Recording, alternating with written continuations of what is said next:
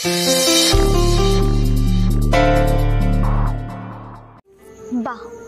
একা একা। আপনি তো একটু ভারী স্বার্থপর। সরি সরি সরি, আপনি নিশ্চয়ই লাঞ্চ করেনি না? আমি একবার অফারও করলাম না। দাঁড়ান, আপনার খাওয়াটা বেড়ে নিয়ে আসছি। না না থাক, আমার এখন অতটাও খিদে নেই। যেটুকু আছে আপনার পাতের খাওয়ারই হয়ে যাবে। আপনি আমার প্লেট থেকে খাবেন? কেন, অসুবিধে আছে? মানে একই প্লেট, একটু একটু খাবার তো না, আমি তো শুনেছি একই প্লেটে খাবার ভাগ করে খেলে নাকি ভালোবাসা বাড়ে। তো আপনি সেটা চান না? আবার আমার নামে বাজে কথা। আমি সে কথা কখন বললাম? হ্যাঁ, আমি তো বাইরে থেকে এলাম, আমার হাতে ময়লা, আর আমি এখন হাত ধুতে যেতে পারছি না। আপনি আমাকে খাইয়ে দেবেন।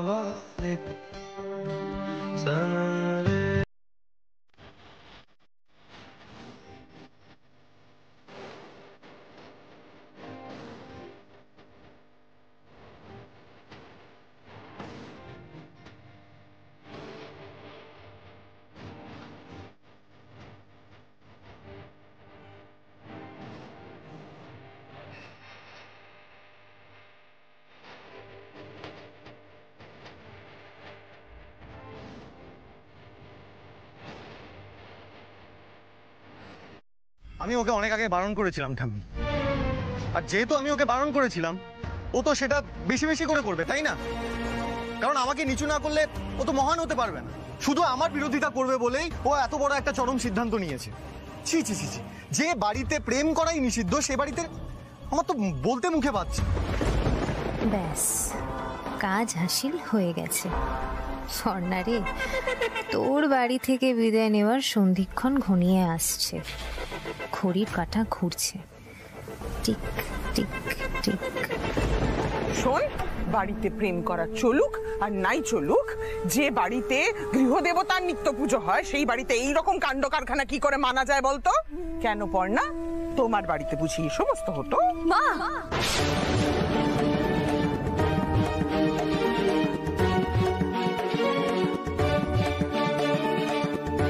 মেজো বৌমা, কি হচ্ছে কি?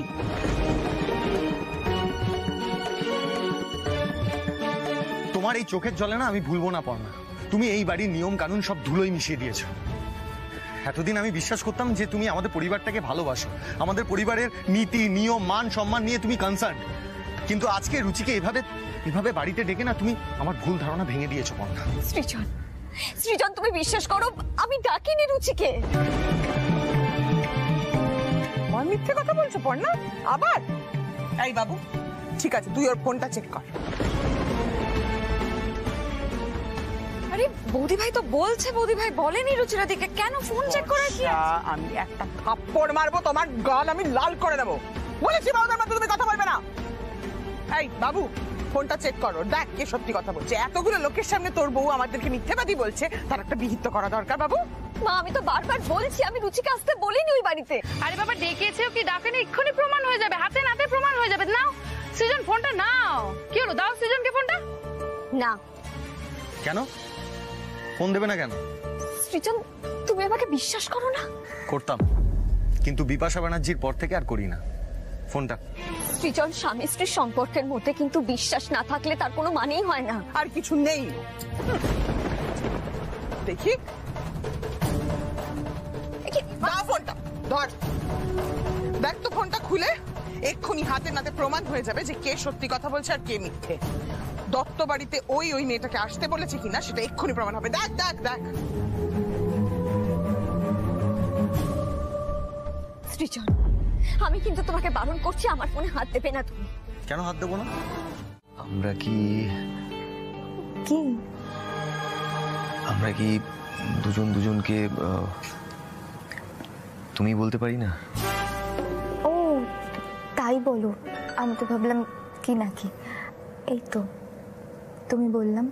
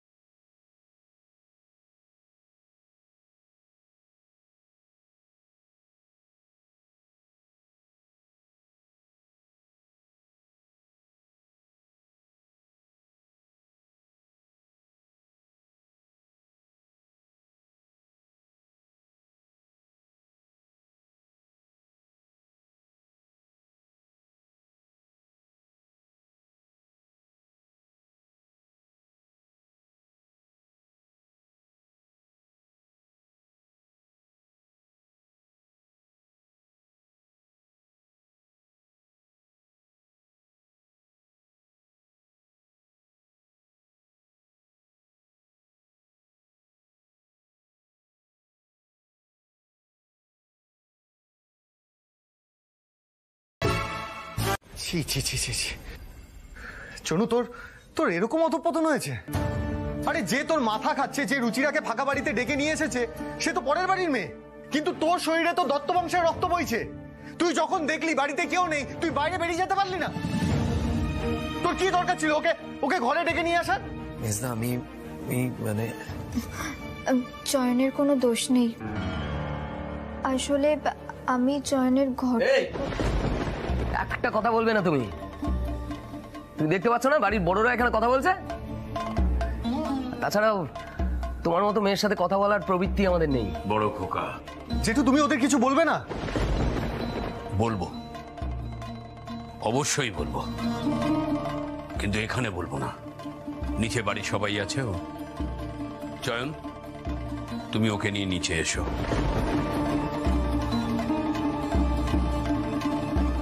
আমি যা বলবো বাড়ির সবার সামনে বলবো। চলো।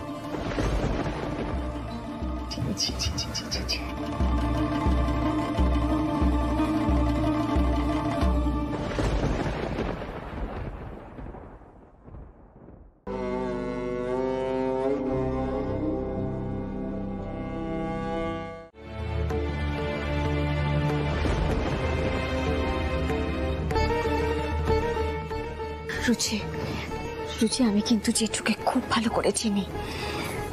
প্রেম ভালোবাসার পরে কথা বলার মানুষ কিন্তু জেঠু নন। আমার কিন্তু মনে হচ্ছে জেঠুর কোনো একটা মতলব রয়েছে। তুই কিন্তু কাকু কাকিমাকে ডাকিস না। কিন্তু পর্ণা এভাবে লুকিয়ে চুরিয়ে আর কতদিন চলবে তুই বল? যা হওয়ার আজই হয়ে যাক।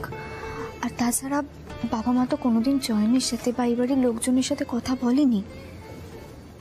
যা হেস্তনেস্ত হওয়ার হয়ে যাক, বিয়েটা হবে না ভেঙে যাবে, তাহলে পরের স্টেপটা নিয়ে আমিও ভাবতে পারবো।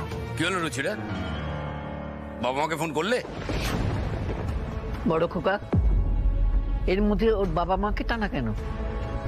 যা হয়েছে বাড়ির ছেলেকে শাসন কর, কিন্তু পরের মেয়েটাকে বাড়ি পাঠিয়ে দে। রুচি, তুমি এখন বাড়ি চলে যাও আর পর্ণার সাথে বাইরে দেখা করো। হ্যাঁ, সেই ভালো। রুচি, তুই এখন বাড়ি যা। না না না না, ও বাড়ি চলে যাবে কি করে? জল যখন এত দূর ঘোলা হয়েছে তখন এর শেষ না দেখে তো আমি ছাড়তে পারবো না, তাই না? তাই আমি চাইছি আজকে বিয়ের কথাবার্তাটা সেরে ফেলতে। রুচিরা, বাবা মাকে ফোনটা করো করো। বর্দা বলছি যে এখন এখানে কোনো সিন ক্রিয়েট করো না। হ্যাঁ, দেখো ব্যাপারটা ঠান্ডা মাথায় হ্যান্ডেল করতে হবে। আর তুমি তো জানো চনু চনু কতটা সেন্সিটিভ। ও, চনু খুব সেন্সিটিভ আর আমি জল্লাদ। বাহ বাহ বাহ, বিয়ে নিয়ে কথা বলবো তাতেও তোরা জল ঘোলা করছিস। বাহ, সেটাই তো স্বাভাবিক বর্দা, তাই না? তুমি নীলার বাড়ির লোকেদের ডেকে কিভাবে অপমান করেছিলে সেটা কিন্তু আমি ভুলে যাইনি। তাই ছোট, চুপ, তুই একদম কথা বলবি না, কারণ আমার ছেলের ব্যাপারে কোনো কথা বলার অধিকার তোর নেই। চুপ। কি হলো রুচিরা? তোমার বাবা মা কি বললো? ফোন করছি।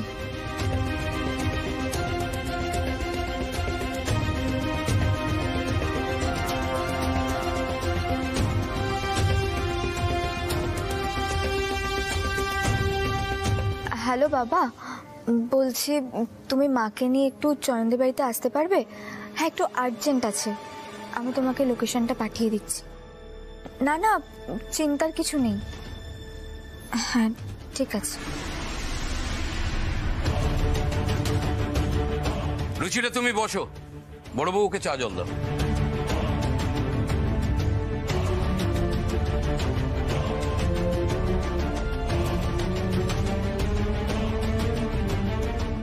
রুচি, কাকু কাকিমাকে ডেকে তুই ঠিক কাজ করলি না। আমার মনটা কিন্তু খুব খুব ডাকছে।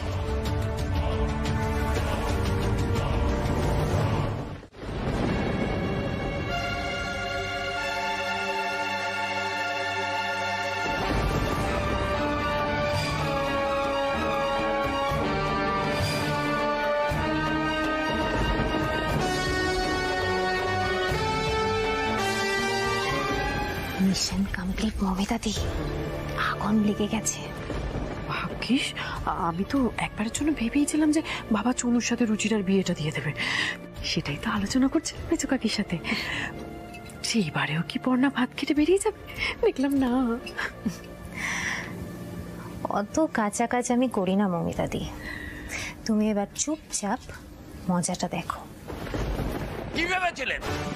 বড় বাড়ি, সরকারি চাকরি, মেয়েকে এই বাড়িতে পাঠিয়ে দিয়ে ছেলেকে লুটে নিয়ে সমস্ত মাল করে লুটে নেবেন, তাই তো? হ্যাঁ, একটা বোকা হওয়া ছেলে পেয়ে গেছেন, আর কি তার মাথা মুড়িয়ে খাওয়া যায়? কি ভেবেছেন কি আপনারা? বর্দা, ছিপ, এইসব তুমি কি বলছো? ওনারা আমাদের অতিথি। এই মেজো, একদম ধাস্তমা করবি না তুই। আমার ছেলের ব্যাপারে একটা কথা তুই বলবি না। তুই যখন তোর ছেলের বিয়ে ওরকম একটা মেয়ের সাথে দিয়েছিলি, আমি একটা কথা বলেছিলাম, আর এরকম একটা বেহায়া মেয়ে আমার ছেলের গায়ে কালি ছেড়াচ্ছে।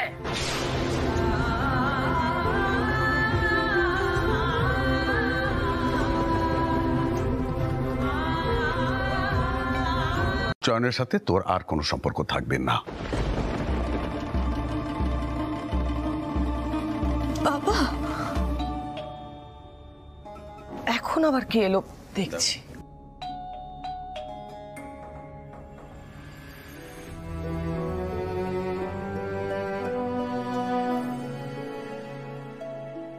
আরে মাসিমা, আপনি?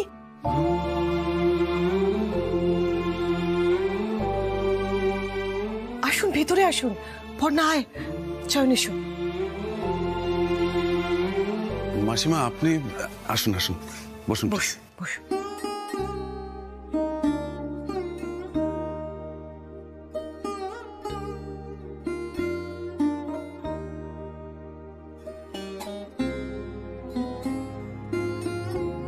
সানন্দা, ওনাদের জন্য একটু চায়ের ব্যবস্থা করো।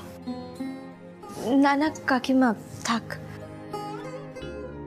বাবা, আমি নিজে এসেছি আমার ছেলের হয়ে তোমার কাছে ক্ষমা চাইতে। ছিছি মাসিমা, কি করছেন আপনি? আপনি আমার মায়ের মতো। আপনি প্রথম আমার বাড়িতে এলেন, একটু চা জল খাবার খান, মেয়েটাকে আশীর্বাদ করুন, তারপর আমি নিজে আপনার বাড়িতে আপনাকে পৌঁছে দিয়ে আসবো। কিন্তু যে বিষয়টা নিয়ে আপনি আমার সাথে কথা বলতে এসেছেন, সে বিষয়ে কিন্তু আমি একটাও কথা বলবো না।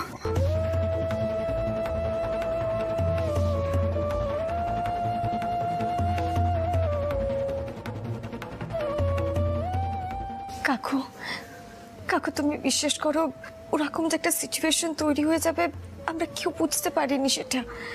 আমি আমার শ্বশুরবাড়ির তরফ থেকে তোমাদের কাছে ক্ষমা চেয়ে নিচ্ছি। এভাবে বলিস না পর্ণা, তোর সাথে আমাদের সম্পর্ক তো আজকের নয়।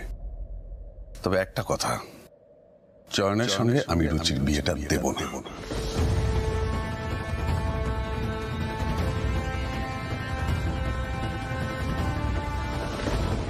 আমি একটু সবার জন্য চা করে নিয়ে আসি।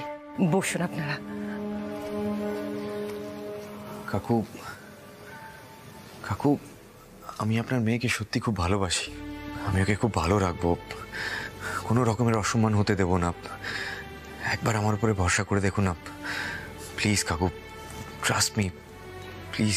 এই কথাগুলো এখন এখানে এসে বলছো, অথচ বাড়িতে চুপ করে দাঁড়িয়েছিলে এবং সবার সামনে মার খেলে। এসব কথাগুলো তো তখনই জোর গলায় বলতে পারতে। পড়না যা হয় ভালোর জন্যই হয়। আর কথা বাড়াসটা আমি এই মুহূর্তে এই চ্যাপ্টারটা ক্লোজ করতে চাইছি। রুচি, তুইও কি এটাই চাস? রুচিকে জিজ্ঞেস করে কোনো লাভ নেই পড়না। হয়তো ওর কটা দিন খারাপ লাগবে, কিন্তু একটা সময় ঠিক হয়ে যাবে। এরকম কালের নিয়মে পিছিয়ে পড়া রিজিড গোড়া ফ্যামিলিতে আমার মেয়েকে আমি কিছুতেই ভুগতে পাঠাবো না।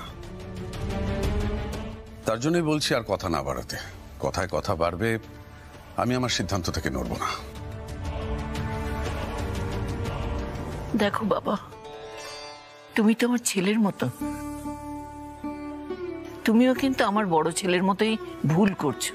তোমার সিদ্ধান্ত তুমি ওদের উপর চাপিয়ে দিচ্ছ।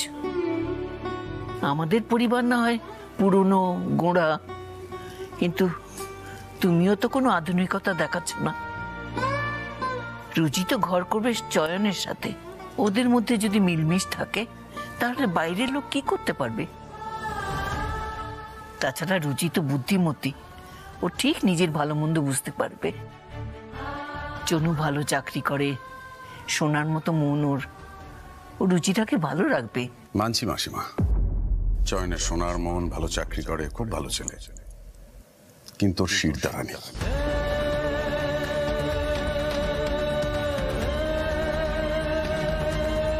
কাকু, সরি পর্ণা, কথাটা হয়তো শুনতে তোর খারাপ লাগছে, কিন্তু এটাই ফ্যাক্ট।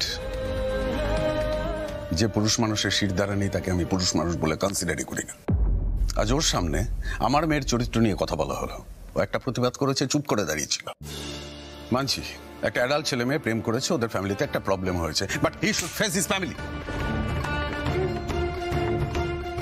কিন্তু এই ছেলেটার মধ্যে তো সেই কনফিডেন্সটাই নেই। আজকে আমার মেয়ে যদি ওই বাড়িতে অত্যাচারিতা হয় তাহলে ও তোর পাশেই দাঁড়াবে না, ঠিক যেমন তোর বড় তোর পাশে দাঁড়ায় না।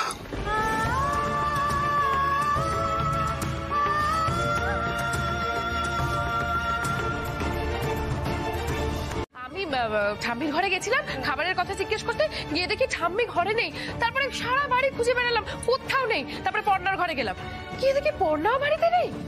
তোমরা কেউ চয়নকেও দেখেছো? আমি তখন থেকে খুঁজে যাচ্ছি। ও বাবা, তাহলে তো মিলেই গেল। তার মানে পর্ণা ওদের সঙ্গেই আছে, ওরা তিনজনে মিলে একসঙ্গে শাঁট করে কোথাও গেছে। বাবুর বাবা, ও বাবুর বাবা, তাড়াতাড়ি তুমি নেমে এসো, দেখো পর্ণা চনু আর মাকে নিয়ে কোথাটা পালিয়ে গেছে। মেজে বৌদি, আবল তাবল কথা বলো না তো। এই সুজন, পর্ণাকে ফোন কর একটা। বৌদি ভাইকে ফোন করে কোনো লাভ নেই। বৌদি ভাই ঠাম্মি আর ছোটদাকে নিয়ে রুচিরাদির বাড়িতে গেছে।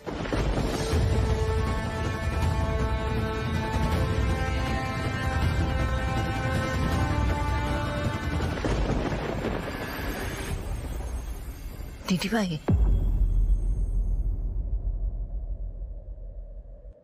ওরা দুজন এত কি কথা বলছে বলতো? অনেকক্ষণ তো হয়ে গেল। ঠাম্মি, ওদেরকে একটু কথা বলার সময় দাও। ওদের কথা বলাটা সব থেকে বেশি জরুরি। সেটা তো বুঝলাম, কিন্তু বাড়িতে এতক্ষণে কুরুক্ষেত্র শুরু হয়ে গেছে। আমাদের তিনজনকে না দেখে কি যে করছে কে জানে।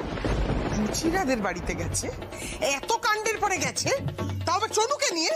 কি করবে বলো মা? আমরা যা যা করেছি তারপর কাউকে তো ক্ষমা চাইতে যেতেই হতো, তাই না? ফিরুক আজকে চলু, ওর পিঠের চামড়া তুলে ওর ক্ষমা চাই বের করে দেবো আজকে। এই নে, তুই আমাকে আগে বলিসনি কেন এই কথাটা? তাহলে তো এই অঘটনটা ঘটতে দিতাম না। আমি চাইনি তাই। আমি মনে প্রাণে চেয়েছিলাম যাতে বৌদি ভাই আর ছোটদা ওদের বাড়িতে গিয়ে ওদের পা ধরে ক্ষমা চাক। আমি আর সহ্য করতে পারছি না। এই মেয়ে, সহ্য করতে পারছি না, সহ্য করতে পারছি না। আমিও তোকে সহ্য করতে পারছি। বারণ করেছি ওই মেয়ের সাথে মিশবি না, বারণ করেছি আমি তোকে। তুই আমার কথা শুনিস না কেন? দিন একটা অসভ্য বেহায়া অমানুষ তৈরি হচ্ছে একটা। ছাড়ো ওকে। অমানুষ ও নয়, অমানুষ তুমি। এত বড় মেয়ের গায়ে কেউ হাত দেয়? তোমার সবাইকে মাথা খারাপ হয়ে গেছে নাকি? ছেড়ে দাও, ছেড়ে দাও বাবা, আমাকে ছেড়ে দাও। তোমাদের এই বাড়িতে জং ধরা নিয়মের মধ্যে বেঁচে থাকার থেকে মরে যাওয়া অনেক ভালো। মা থামলে কেন? তুমি থামলে কেন? মারো, মারো, আমাকে মেরে ফেলো, আমাকে মেরে ফেলো। এই বাড়িতে কেউ কোনোদিন নিজের মতো বাঁচতে পারবে না, কেউ না। বর্ষা, শান্ত হ, শান্ত হ, শান্ত হ, শান্ত হ।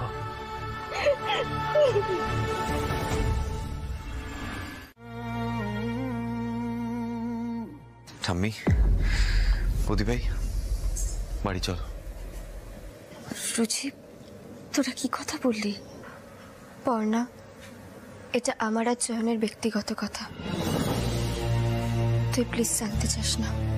আচ্ছা ঠিক আছে, তোরা ভালো থাকলেই হলো। আর কি বলবো বাবা, তুমি যখন সিদ্ধান্তে অটল তখন তো আর কিছু বলার থাকে না। রুচি, ভালো থেকো। চল চল দিদি ভাই, চল। মাসিমা, অনেকটা রাত হয়ে গেছে, আপনারা যদি চান তাহলে আমি আপনাদের ড্রপ করে আসতে পারি। তার আর দরকার নেই বাবা, আমরা চলে যেতে পারবো।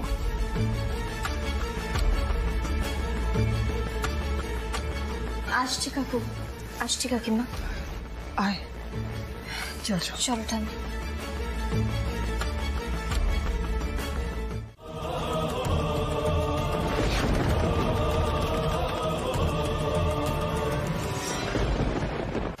তোমার এত সাহস হয় কি করে? আপনি সাহসের এখনো অব্দি কিছু দেখেননি, এখন দেখবেন।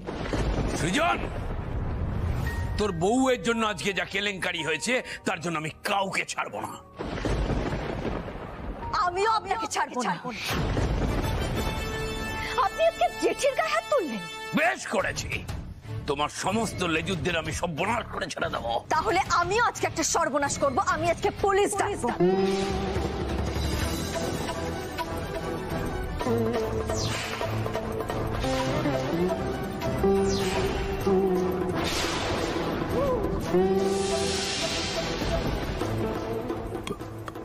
পুলিশ?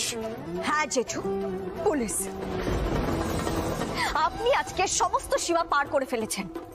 আপনি বাড়ির মেয়েদের গায়ে হাত তুলছেন, সকাল থেকে যা নয় তাই শুরু করেছেন। প্রথমে রুচির বাবা মাকে বাড়িতে ডেকে এনে এইভাবে আপনি অপমান করলেন, তারপরে চয়নকে অকারণে মারধর করলেন, আর এখন বাড়ির প্রত্যেকের সামনে আপনি জেঠির গায়ে হাত তুললেন, তাকে মারলেন। কেউ কিচ্ছু বলছে না দেখে আপনি কি ভেবেছেন আপনি পার পেয়ে যাবেন? না, আজকে আমি আপনাকে পুলিশে দেব। মানেটা কি? আমি তো বড় বউকে এমনি বকাঝকা করি, তার জন্য আবার? এটাকে এমনি বকাঝকা বলে না জেঠু, আপনি যেটা করছেন সেটাকে বলে ডোমেস্টিক ভায়োলেন্স।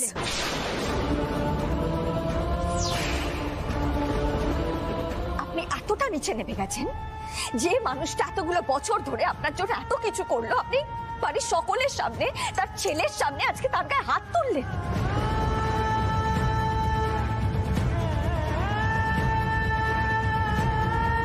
এই পাষণ্ডটার সাথে কথা বলে কোনো লাভ নেই। ডাক পুলিশ, ধরে নিয়ে যাক। বাড়ির বউয়ের গায়ে হাত তোলা, অসভ্য জানোয়ার একটা।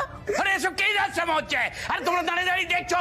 আরে এই বড় বউ, মেয়ে বউ, আটকাও না। এই বড় খোকা, আটকা না। আমাকে কেউ বোঝাতে পারবে না জেঠু, অনেক সহ্য করেছি, অনেক, কিন্তু আর নয়। আপনি আজকে যে কাজটা করেছেন তার জন্য আপনাকে শাস্তি আগে আমি পাইয়ে দেব, তারপর আমি মুখে ভাত তুলবো। এটা আলোক পর্ণা দত্তর প্রমিস।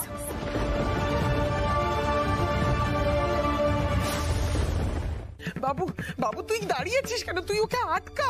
আরে বাবা, এক্ষুনি একটা সর্বনাশ হয়ে যাবে বাড়িতে, কর কিছু একটা। আজকে আমি কারোর কথাই শুনবো না মা। একদিন আমাকে অত্যাচার করার জন্য এই দত্ত বাড়িতে পুলিশ এসেছিল, আর আজকে আবার আসবে। তাই বাড়ি ছেড়ে আমি চলে যাচ্ছি মা।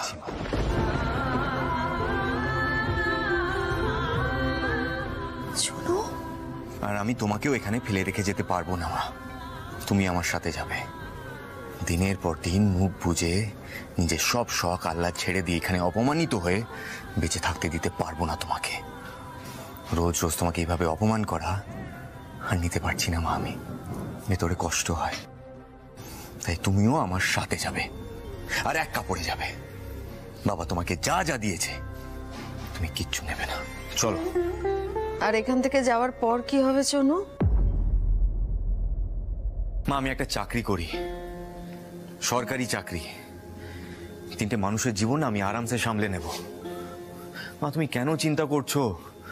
রুচিরাও তো চাকরি করে, আমরা দুজনে মিলে সামলে নেব বলছি তো, কেন চিন্তা করছো? চলো চলো।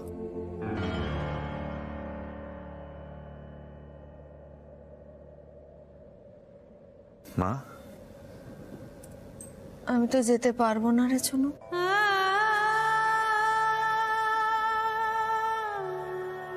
তোর বাবাকে ছেড়ে আমি কোথাও যেতে পারবো না। কেন যেতে পারবে না মা? এত মার খাওয়া, এত অপমানের পরে ওই কথা বলছো তুমি? হ্যাঁ বলছি, যেতে চাইলে যাওয়া যায় না রে চনু। লোকটা যে আমাকে ছাড়া বড্ড অসহায়। এই যে এত আমার উপর চোটপাট করে, এত মারধর, এত অপমান কেন করে বলতো? লোকটা আসলে একদিক থেকে একদম একা, একদম একা। জীবনের সমস্ত না পাওয়া, সমস্ত যন্ত্রণা আমার উপর দিয়ে ছাড়ে, তবে শান্ত হয়। দেখ না, লোকটা নিজে একা কিছু করতেই পারে না। লুঙ্গিটা কোথায় বড় বউ, খাবার কি খাবো বড় বউ, খাবারটা কতটা খাবো বড় বউ, সব আমাকে বলে দিতে হয়। এই বয়সে আর লোকটাকে একা ফেলে রেখে আমি চলে যেতে পারবো না জনু। মায়ের কাছে মাঝে মাঝে শুনতাম সংসারের মায়া সাংঘাতিক, এখন হাতে নাতে তারই প্রমাণ পাচ্ছি। মা তুমি কি দিয়ে গড়া বলো তো? হ্যাঁ, ছোট থেকে দেখে আসছি কথায় কথায় যে লোকটা তোমার উপরে চড়াও হয় তাকে তুমি অসহায় বলছো। তোমাকে ছাড়াও অন্ধ।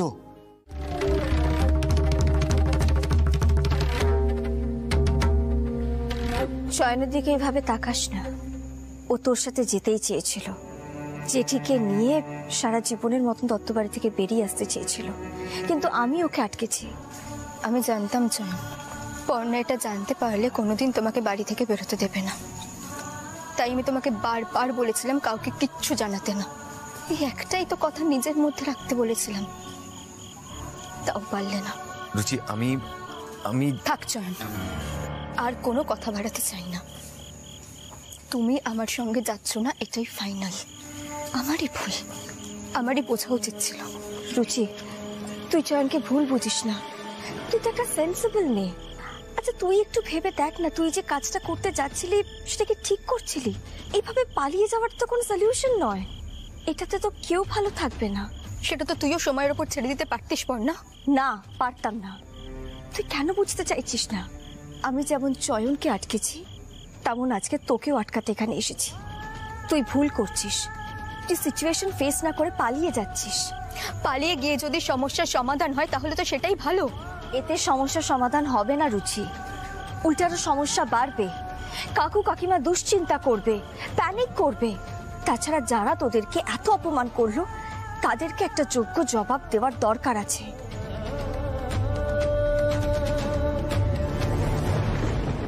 দেখ রুচি, আমি কিন্তু চয়নকে কথা দিয়েছি, তোকে আমি সসম্মানে ওই দত্তবাড়ির বউ করে নিয়ে যাব। আমাকে সেটা করার সুযোগ দে। তুই হাসছিস? তোকে দেখে হাসছি। সমস্যাটা কি জানিস তো পর্ণা, তুই যেভাবে জীবন দেখিস সেভাবে সবাই তো জীবনটা নাও দেখতে পারে, তাই না? আমার কাউকে কোনো জবাবদিহি করার নেই। আমি তো আর তুই নই পর্ণা। আমি শুধু চেয়েছিলাম ছোট্ট একটা সংসার নিজের মতো করে গোছাতে, বাট সেটা হলো না। It's okay. জীবনে তো এরকম অনেক কিছুই হয় না, তাই না? I will manage. রুচি আমি কিন্তু তোকে কষ্ট দিতে চাইনি, বিশ্বাস কর। আমি চয়নকেও কষ্ট দিই না। পর্ণা, তুই আমাকে কষ্ট দিতে চাসনি, এটা আমার থেকে ভালো আর কেউ জানে না। বিশ্বাস কর, তুই আমার বেস্ট ফ্রেন্ড। আমার সবকিছুর সঙ্গে তুই জড়িয়ে আছিস। আর আমার জীবনে আজকে যা যা হচ্ছে তুই আমার সাথে জড়িয়ে আছিস বলেই তো হচ্ছে। ক্লিপ মাত্র। দাদা যখন বাবার সঙ্গে দোকানের ভার নিয়ে চলে গেল, আমি বেকার। সেই যন্ত্রণা আমাকে কুড়ে কুড়ে শেষ করে দিল। তখন আমাদের বাড়িতে এলে তুমি, আমাকে সাহস দিলে, আমাকে ভরসা দিলে, আমার কি কি যোগ্যতা আছে সেইগুলো বোঝালে। আমার best friend, philosopher, guide, motivation, inspiration সবটাই তুমি বৌদি ভাই। আমি তোমাকে অন্ধের মতো বিশ্বাস করি বৌদি ভাই। কিন্তু আজ যখন রুচিরা আমাকে ছেড়ে চলে যাচ্ছিল, তখন এক মুহূর্তের জন্য আমি তোমাকে অবিশ্বাস করেছিলাম। আমার মনে হয়েছিল তুমি যেটা করছো সেটা ভুল, আমাকে ভুল পথে ঠেলে দিচ্ছ। কিন্তু তারপরেই ভাবলাম যে তোমাকে বিশ্বাস করা ছাড়া তো আমার কাছে আর কোনো রাস্তা নেই বৌদি ভাই।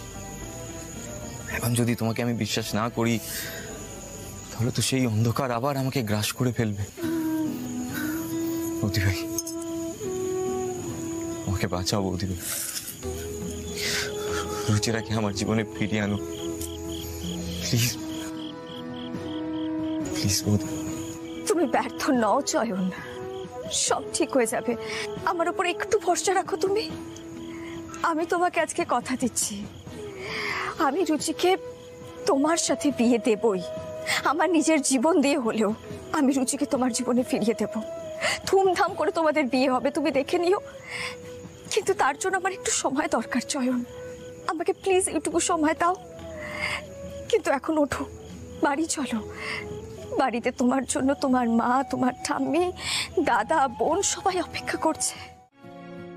কোথায় যাচ্ছিস তুই? কোচিং ক্লাসে। তোর সাথে আমার কিছু কথা আছে। আমার তোর সাথে কোনো রকম কথা নেই। ওরকম কেন করছিস? বলছি না কথা আছে, একটু দাঁড়িয়ে যা। তোরা যা যা করেছিস দাদা, তারপর তোদের সাথে কোনো রকম কথা বলার ইচ্ছে আমার জাস্ট নেই। বর্ষা, বেশি জ্ঞান না দিয়ে আমার কথাটা শুনে যা। বস এখানে। আরে বস না, বস। দেখ বর্ষা, যেটা হয়েছে সেটা ঠিক হয়নি। হাজার হোক, রুচিরার বাবা মা খুব ভদ্র মানুষ। ওনাদের এভাবে বাড়িতে ডেকে এনে যে ভাষায় জেঠু অপমান করেছে, আমার বিষয়টা একদম ভালো লাগেনি। সেটা তোর এখন মনে হচ্ছে? তুই নিজে ব্যাপারটা সলভ করতে পারতি না জেঠুকে না ডেকে? বর্ষা, বেশি পাকামি করিস না। তোর বৌদির সাথে থেকে থেকে তো এটাই শিখেছিস। দেখ চনু কেন, এই বাড়িতে আমি কাউকেই প্রেম করতে দেবো না। যাদের মধ্যে ভালো কম্পেনিয়নশিপ রয়েছে, দিনের পর দিন তোমার চোখের সামনে আমাকে অপমান করা হয়েছিল সৃজন। তুমি কি একদিনের জন্য তার প্রতিবাদ করেছো? করনি, শুধুমাত্র ম্যানেজ করেছো। আর যখন ম্যানেজ করতে পারোনি, তখন পৌরুষত্ব ফলিয়েছো। যে পৌরুষ নিজের স্ত্রীকে অপমানের হাত থেকে বাঁচাতে পারে না, তাকে আমার চাই না আমার জীবনে। খুব বড় বড় লেকচার দিচ্ছ না? হ্যাঁ, আমার উপর দোষ জেরে সবার সামনে নিজে মহান হচ্ছ। তুমি ভুলে গেছো তুমি নিজে কি? তুমি তো দিনের পর দিন আমাকে অপমান করেছো, ঠকিয়েছো। তার থেকে বেশি তো তুমি আমাকে ঠকিয়েছো সৃজন। কি? আমি তোমাকে ঠকিয়েছি? 100 বার ঠকিয়েছো। তুমি তো আমাকে অগ্নিকে সাক্ষী রেখে বিয়ে করেছিলে। আমার বাবা তোমার উপরে ভরসা করে আমাকে এখানে পাঠিয়েছিল, ভেবেছিল তুমি আমার আশ্রয়ের জায়গা হবে, আমার নির্ভরতার জায়গা হবে। তুমি তো মন্ত্র বলে 7 পাকে বেঁধেছিলে আমায়। তুমি কি একদিনের জন্য সেই দায়িত্ব পালন করতে পেরেছো সৃজন? এটা ঠকানো নয়? আমি তো এই বাড়িতে এসেছিলাম এটা ভেবে যে আমার বিরুদ্ধে যাই করুক না কেন, আমার স্বামী আমার পাশে থাকবে, আমাকে সেভ করবে, আমাকে রক্ষা করবে। কিন্তু তুমি তো সেটা করোনি সৃজন। একদিনের জন্য তুমি আমার পাশে এসে দাঁড়াওনি। এটা ঠকানো নয়? পর্ণা, একদম বাজে কথা বলবে না। যেখানে যেখানে তোমার পাশে থাকার আমি থাকিনি, আমি তো থেকেছি। কোন বাড়ির বউ গুন্ডাদের সাথে লড়তে বাইরে চলে যায়? কোন মধ্যবিত্ত পরিবারের স্বামী সেটা মেনে নেবে বলো তো? আমি তো তোমাকে বাধা দিইনি। আমি তো থেকেছি সবসময় তোমার পাশে, বরং আমি তোমাকে রক্ষা করতে বারবার নিজেকে বিপদের মুখে ঠেলে দিয়েছি। আর তুমি যদি বারবার এই পরিবারে অবদ্ধতা করো, পরিবারের নিয়ম ভাঙতে চাও, সেটা তো আমি মেনে নেবো না পর্ণা। ও মেনে নেবে না না? আচ্ছা সৃজন, তাহলে তোমার বানানো আইন, তোমার বানানো নিয়মগুলো আমি কেন সবসময় মেনে নেব বলো তো? তুমি কখনো আমার ইচ্ছে জানতে চাইছো আমি কি চাই? সবসময় তো বলেছো যে পর্ণা তুমি খুব সূক্ষ্ম, তোমার এত সূক্ষ্ম কথা আমি বুঝি না, বারবার এসব বলে তুমি এড়িয়ে গেছো। তাহলে আমি তোমার এই মোটা দাগের কথা কি করে মেনে নি বলো তো সবসময়? এতই যখন সমস্যা তোমার, তাহলে আছো কেন? আমি যখন তোমার যোগ্য স্বামী নই, আমার পরিবারের লোক যখন এতই গোঁড়া, আমাদেরকে যখন তুমি এতই ঘেন্না করো, তাহলে আছো কেন? বেরিয়ে যাও এখান থেকে।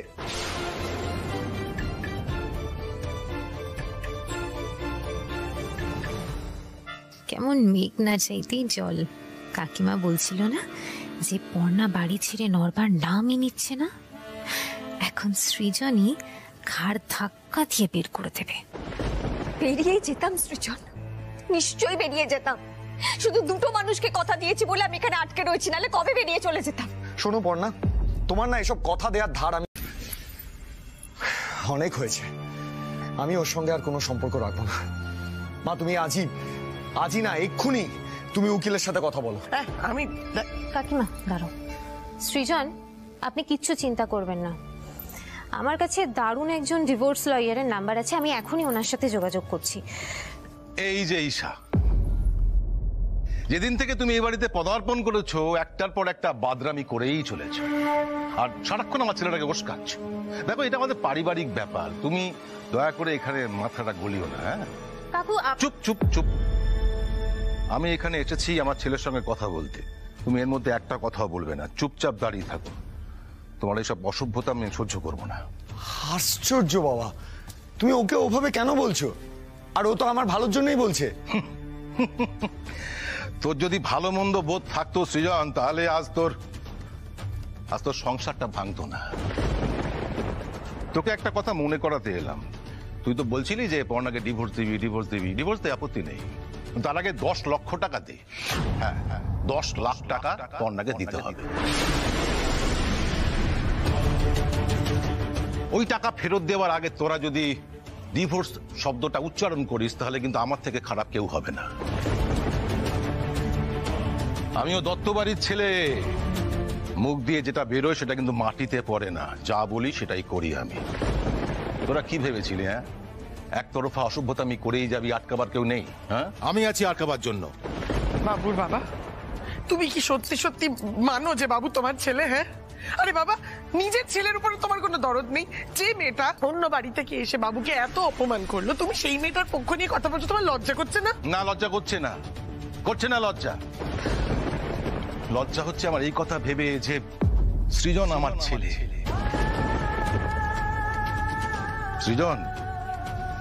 সৃজন কপাল করে সুন্দর একটা বউ পেয়েছিলি, কিন্তু ধরে রাখতে পারলি না। এজন্য দায়ী তুই আর তোর মা। হ্যাঁ, পর্ণা ঠিকই বলে, তুই মোটেও ভালো স্বামী নোস। তুই কি করেছিস পর্ণার জন্য? কিচ্ছু করিসনি, উল্টে ওর থেকে টাকা নিয়ে তুই ব্যবসা শুরু করেছিস। বাবা, আমি ব্যবসা করার জন্য পর্ণার কাছ থেকে কোনো টাকা চাই, বরং ও আমাদের ঠকিয়ে মিথ্যে কথা বলে সবার সামনে ভালো সেজেছে। চুপ কর। প্রথম দিন থেকে আমি কিন্তু কিচ্ছু বলিনি, মুখ বুঝে সব সহ্য করেছি। যে মেয়েটা তোকে নিজের কাছে রেখে দেবে বলে, আমাদের কাছে রেখে দেবে বলে গয়না বন্ধক দিল, তাকে তোরা দিনের পর দিন কথা শুনিয়েছিস, অপমান করেছিস, আর এখন বলছিস যে ও তোকে ঠকিয়েছে। ছি সৃজন, ছি, তোর কি লজ্জাও করে না? না, আমারই দুর্ভাগ্য যে আমার নিজের ছেলের মেরুদণ্ড নেই। বাবুর বাবা, তোমার মাথাটা কি একেবারে চুপ করো। মাথা ঠিক আছে, আমার মাথা সম্পূর্ণ ঠিক আছে। সৃজন, তোর জীবনে এখন যা সব হচ্ছে না, এর জন্য দায়ী কিন্তু তোর মা। কৃষ্ণা, তুমি দায়িত্ব নিয়ে তোমার ছেলের ঘরটা ভাঙছো, তুমি। কি বলছো তুমি এগুলো বাবুর বাবা? বাবু, তোর বাবা কি বলছে? আমি তোর ঘর ভেঙেছি? আমি ওর ঘর ভেঙেছি? ভেঙেছো। আর একদিন না একদিন তুমি সেটা ঠিক টের পাবে। বাবুর বাবা, বাবু বাবু তুই দেখলি? ঈশা তুমি দেখলে তো আমার কাকু কিভাবে অপমান করে গেল আমাকে? তুমি দেখলে? বলো তুমি। কাকিমা কাকিমা তুমি শান্ত হও, শান্ত হও কাকিমা। আপনি? আরে আসেন আসেন আসেন, জয়রাম জয়রাম, আসেন আসেন, বসেন বসেন বসেন। নমস্তে নমস্তে, জয়রাম জয়রাম।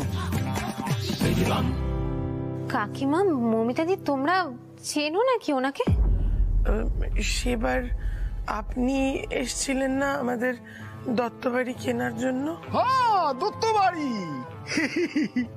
যাক, তো ফাইনালি আপনারা ডিসিশনটা চেঞ্জ করলেন তাহলে? হ্যাঁ, বাড়িটা বেচে দিই? না না না, আসলে আমি ওনাদেরকে এখানে নিয়ে এলাম, তা নিয়ে আসার পর তো দেখছি আপনারা পূর্ব পরিচিত, তা ওনাদের না একটু লোনের দরকার ছিল। লোন? হ্যাঁ দিব, হ্যাঁ লোন দিব। আরে এটাই তো আমার কারবার আছে। আচ্ছা কত লোন চাই? 15 লাখ, 15 লাখ টাকা লোন চাই। হ্যাঁ আসলে খুবই বিপদে পড়ে আপনার কাছে এসেছি, আমাদের টাকাটা খুব দরকার বাজুরিয়া সাহেব। বিপদ? ম্যাডাম, লোকের বিপদে সব সময় হামি থাকে, লেকিন দুঃখ की बात আমার বিপদের সময় কই থাকে না। উসিবার আপনার বৌমা পূর্ণা দত্ত বহুত ডিস্টার্ব করেছিল আমাকে।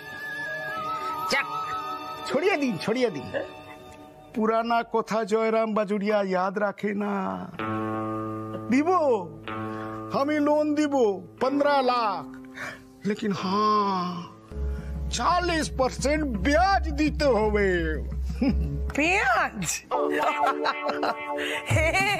আপনি আমার এত বড় একটা উপকার করছেন, আর আপনাকে কয়েকটা পেঁয়াজ আমি দিতে পারবো না? নিশ্চয়ই দেবো আমি। আপনি বলুন আমাকে কতটা পেঁয়াজ চাই? আরে শুধু পেঁয়াজ কেন, আলু পেঁয়াজ রসুন আমরা সবকিছু দেবো আপনাকে, শুধু আপনি টাকাটা দিয়ে দিন। আরে পেঁয়াজ নয় ম্যাডাম জি, ব্যাজ ব্যাজ मतलब সুদ। 40% ব্যাজ মানে 40% সুদ আমাকে দিতে হবে। হ্যাঁ, এত চড়া দামে সুদ? কাকিমা এত কিছু ভেবো না, টাকাটা নিয়ে নাও, টাকাটা নিয়ে আগে পড়। তার মানে আপনি আমাকে ভরসা করতে পারছেন না, তাই তো? কিন্তু আমি তো আপনাকে বলেছি টাকা যখন আমি নিয়ে এসেছি তখন ফেরত দেওয়ার দায়িত্বও আমার। আচ্ছা সৃজন, আপনি একবার ভেবে দেখুন তো, পর্ণা আপনাকে যেভাবে অপমান করলো তার একটা যোগ্য জবাব আপনি দেবেন না? তাই এই টাকাই হবে এর মোক্ষম জবাব। দেখুন সৃজন, এটা না করলে কিন্তু পর্ণা আপনার গোটা লাইফটা পুরো হেল করে দেবে। বাবু বাবু শোন, ঈশার কথাটা একটু মন দিয়ে শোন। আমি বলছি ও কিন্তু ভরসা করার মতন মেয়ে। এই ঈশাই পর্ণাকে ঘোল খাইয়ে ছাড়লো। বাবা কি সাংঘাতিক মেয়ে। যাকে যাক, আমার কি, পর্ণা বিদেয় হলেই হলো। বাবা বলেছিল টাকা দিয়ে ডিভোর্স দিতে, আমি তো টাকা দিয়ে দিচ্ছি। তার মানে এবার কি সত্যি সত্যি? বাবু কি ভাবছিস বলতো এখনো দাঁড়িয়ে দাঁড়িয়ে? টাকা তো জোগাড় হয়ে গেছে, যা গিয়ে ওই মহারানীর মুখে ছুঁড়ে মেরে দিয়ে আয়। আরে হ্যাঁ শোন, বলে আসবি যে কালকে ভোর হওয়ার আগে যেন এই বাড়ির চৌকাটটা পেরিয়ে চলে যায়, কারণ আমি সকালবেলা ঘুম থেকে উঠে কিন্তু ওর মুখটা দেখতে চাই না। হ্যাঁ মা, পর্ণাকে টাকাটা দিয়ে দিলে ও কি সত্যি বাড়ি ছেড়ে চলে যাবে? এই দেখো বাবু, তুই এখনো আমাকে এই প্রশ্নটা করছিস? এখনো? আরে বাবা, ওই মেয়েটা তোকে শেষ করে দিয়েছে বাবু। ও তোকে কত রকম অপমান করেছে, যা নয় তাই বলেছে। তারপরে তুই আর দুর্বল হোস না, তুই আর ওর কথা ভাবিস না। তুই দয়া কর, গিয়ে ওই টাকাটা ওকে দিয়ে আয়। আমরা আসার সময় দেখে এলাম মহারানী অফিস থেকে ফিরেছে, এক্ষুনি যা যা যা।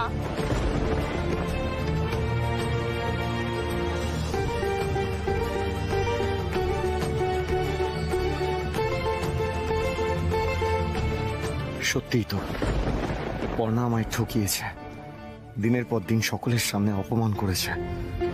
না, আমি এক্ষুনি গিয়ে ওকে ওকে টাকাটা দিয়ে আসবো। আমি আর তোমার সঙ্গে থাকবো না পর্ণা, কিছুতেই না।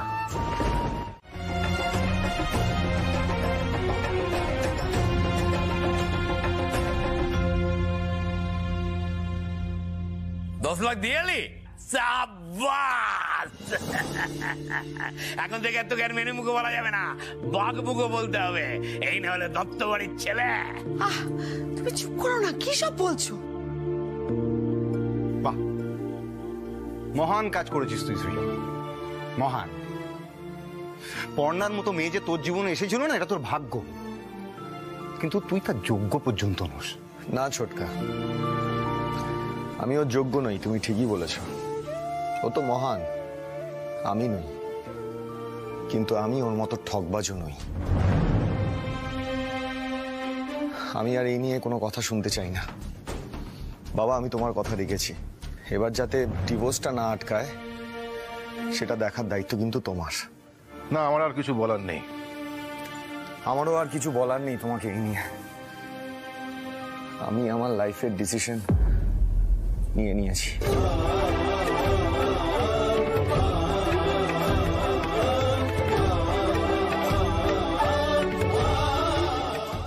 ঈশ্বর, পর্ণাকে তুমি কত কষ্ট দেবে বলো তো?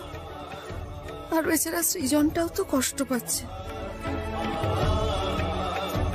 তবু যে কিসের এত রাগ, এত অভিমান, আমি তো কিছু বুঝি না। ছোট,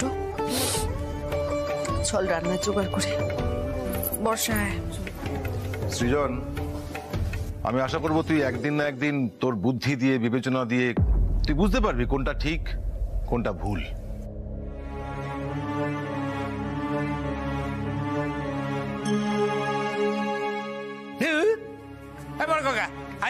হিসেবপত্র নিয়ে বসতে হবে। ঈশা ঠিকই বলছে, ও যা করুক, যাই করুক না কেন, আমরা ওকে ভয় পাবো না। গুড সৃজন, আমারও মনে হয় আপনার লড়াই করাই উচিত।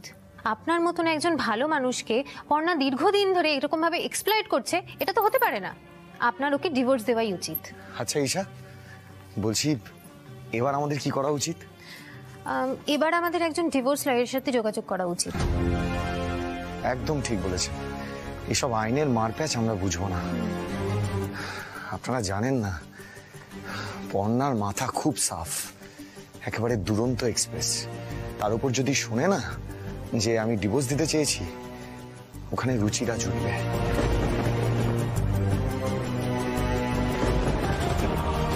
আর দুজনে মিলে একেবারে একেবারে মারাত্মক কম্বিনেশন। বাবা, আমি ভাবতেও পারছি না।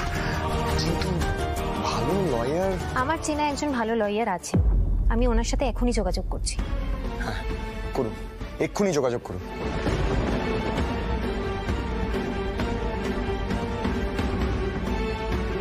এই নিন, আপনার যা যা অভিযোগ আছে ডিটেলসে লিখুন।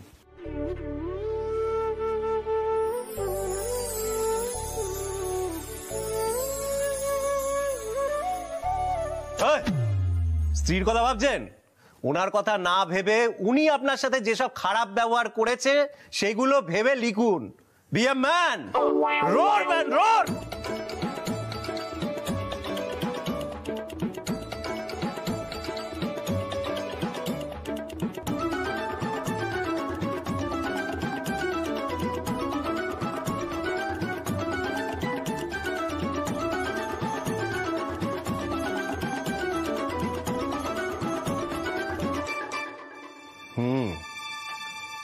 ডিভোর্সটা তো আরো আগেই হওয়া উচিত ছিল।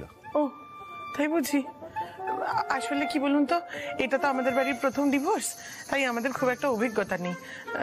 তা বলছিলাম উকিল বাবু, আপনি পারবেন তো? শুনুন, এই শ্যাম সুন্দর পালিত একটাও ডিভোর্স কেস এখনো হারেনি, হারবেও না। এক সপ্তাহ আগে আমার নিজেরই ডিভোর্স হয়েছে। মেজো কাকি, টাটকা টাটকা ডিভোর্স হয়েছে নিজের। মনে হয় না উনি জিতে যাবেন, হারবেন না। আমাদেরটা পারবে। আচ্ছা শ্যামবাবু, বলছি আমাদের ফার্স্ট স্টেপটা তাহলে কি হবে? মানে আপনি নিশ্চয়ই কোনো লেটার বা কিছু? ও ইয়েস, আপনি তো দেখছি কোয়াইট ইন্টেলিজেন্ট। আমি প্রথমে ওনার স্ত্রীকে একটা চিঠি পাঠাবো। ওই চিঠি ওনার হাতে যাওয়া মানেই ধরে নিন অর্ধেক ডিভোর্স হয়ে গেল। আরে বাবা, আপনি নিশ্চিন্ত থাকুন, আমার কাছে এসছেন মানে ধরে নিন ডিভোর্সটা হয়েই গেছে। নিশ্চিন্তে বাড়ি যান। Thank you. আপনার ফিসটা? শ্যামসুন্দর পালিত কেস না জিতে ফিস নেয় না। তবে একটা বিষয় মাথায় রাখবেন। হ্যাঁ, কি বলুন? মেয়েদের কাজই হলো ম্যানিপুলেট করা। মিস্টার দত্ত, আপনার স্ত্রী অনেক রকম ভাবে আপনার কাছে আসতে চাইবে, কিন্তু আপনি ডিস্টেন্স মেনটেন করবেন। হ্যাঁ হ্যাঁ, একদম বাবু পর্ণার কাছে যাবে না, মনে রাখবি কিন্তু উকিল বাবুর কথা। কাকিমা, আমি আছি তো, আমি ওকে কিছুতেই পর্ণার কাছে ঘেঁষতে দেবো না। না না, আপনাকেও কাছে ঘেঁষতে বলিনি। কোনো মহিলারই পুরুষদের কাছে ঘেঁষা উচিত নয়। এই যে আপনি আবার মাঝপথে বেঁকে বসবেন না তো? আমিও দত্ত বাড়ির ছেলে, আমি কিছুতেই দুর্বল হব না। পর্ণাকে আমি ডিভোর্স দেবই। এই তো পুরুষ সিংহের মতো কথা।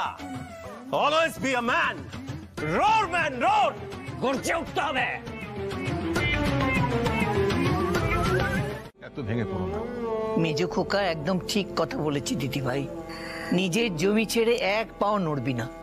ওই উকিলের চিঠি একটা কাগজ ছাড়া তো কিছু নয়। না ঠাম্মি, ওটা শুধুমাত্র একটা কাগজ নয়, ওটা প্রমাণ যে সৃজন আমাকে আর ভালোবাসে না, আমার থেকে মুক্তি চায়। তোমরা সবাই মিলে আমাকে আগলে রেখেছো বলে সৃজন আইনে দ্বারস্থ হয়েছে। তোমাদের সাথেও শক্তিতে কুলোবে না বলে বাইরে থেকে লোক এনেছে আমাকে দূরে ঠেলে দেবে বলে।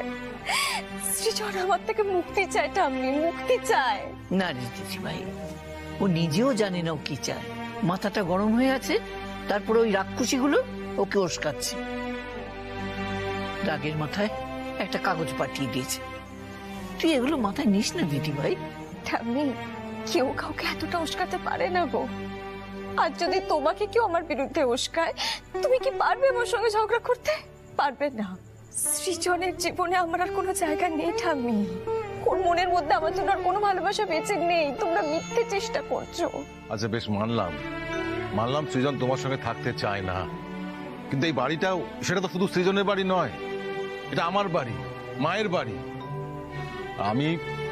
আমি তোমার বাবা, তাই এই বাড়িতে তোমার বাবা আছে, ঠাম্মি আছে, ছোট কাকা আছে, জেঠি আছে, সবাই আছে। তাই তুমি তোমার পরিবার ছেড়ে কোথাও যেতে পারবে না, কোথাও না। হ্যাঁ বাবা, আপনারা সবাই আমার পরিবার, কিন্তু বাবা আমার তো আপনাদের সাথে সম্পর্ক সৃজনের সূত্র ধরে। সৃজন তো আমার স্বামী। যদি এখন সেই মানুষটাই আমাকে ত্যাগ করতে চায়, আমি তাহলে কোন অধিকারে বাড়িতে থেকে যাই বাবা? কোন অধিকারে? তুই সত্যি চলে যাবি দিদি ভাই? আমাদের সবাইকে ছেড়ে চলে যাবি?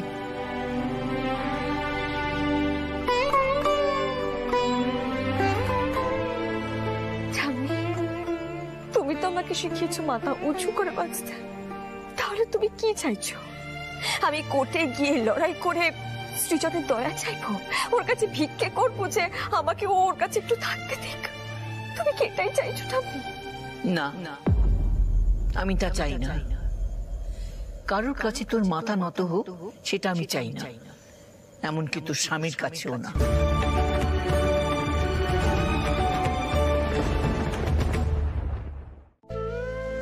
তুমি আমাকে ক্ষমা করে দাও ঠাম্মি। তুমি বিশ্বাস করো, আমি অনেক অনেক চেষ্টা করেছিলাম আমাদের বিয়েটা নিম ফুলের তেতোটা পার করে যেন মধু অব্দি পৌঁছে। এই তেজটা যেন বজায় থাকে। একজন মেয়ে হিসেবে আমি তোকে নমস্কার করছি মা।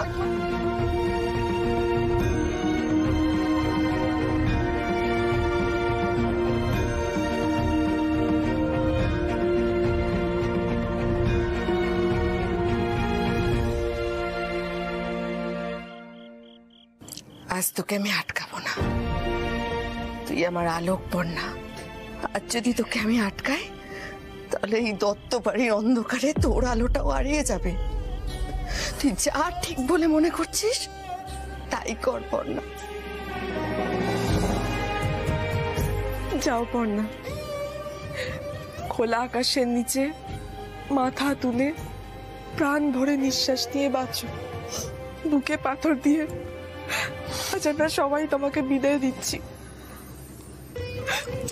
তোমাকে আজ কেউ আটকাবে না, কেউ বাধা দেবে না। সৌদি ভাই, ও মেজো কাকি, বলছি ওই বড় মতো ব্যাগটাই কি নিয়েছো গো? ওই টাকার ব্যাগটা তো দেখতে পাচ্ছি না। মৌমিতা, ছাড়ো না, 10টা 5টা একটা জটা ইচ্ছে ব্যাগ নিক, শুধু ভালো ভালো বিদে হোক এই বাড়ি থেকে, আর যেন বাবুটার সামনে না যায়। উফ, আরে চোখের জলের মায়া করে কম তো আর বাবু বেঁধে থাকেনি ওর সাথে। অনেক কষ্ট করে বুঝিয়ে সুঝিয়ে বাবুকে এত দূরে এনেছি মৌমিতা। এরপরে যদি ওই নেকা কান্না দেখে আমার বাবুটা ফসকে যায়। বললেই হলো, ফসকে যাবে? অসুখ না সৃজনের সামনে একেবারে ভালো করে করকে দেবো।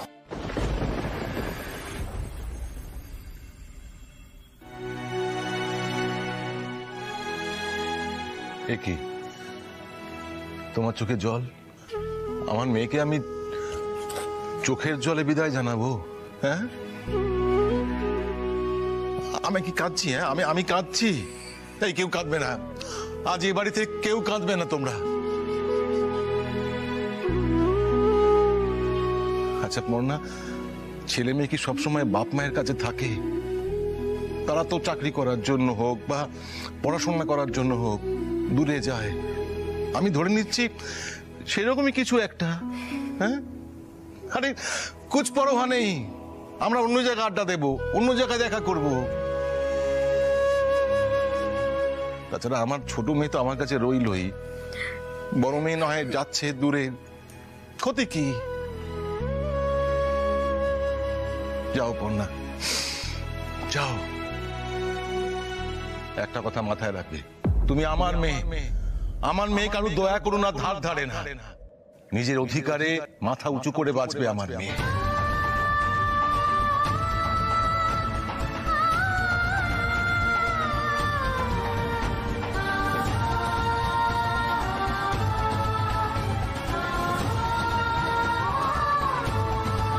বলেছিলাম না পর্ণা, আজ কেউ তোকে আটকাবে না, কেউ না।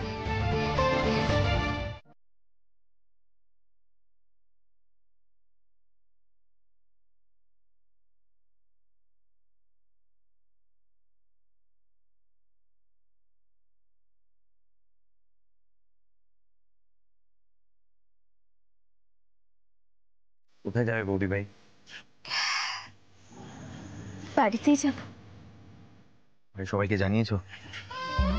না, এখনো কাউকে জানাইনি, আর জানাতে এখন পারবো না। আসলে বাবা মা তো এখানে নেই, এখন দূরে আছে, সব কথা তো আর ফোনে বলা যায় না, তাই না? আর ওনারা যদি এখন এই কথাটা শোনেন খুব দুশ্চিন্তা করবে, ভেঙে পড়বে।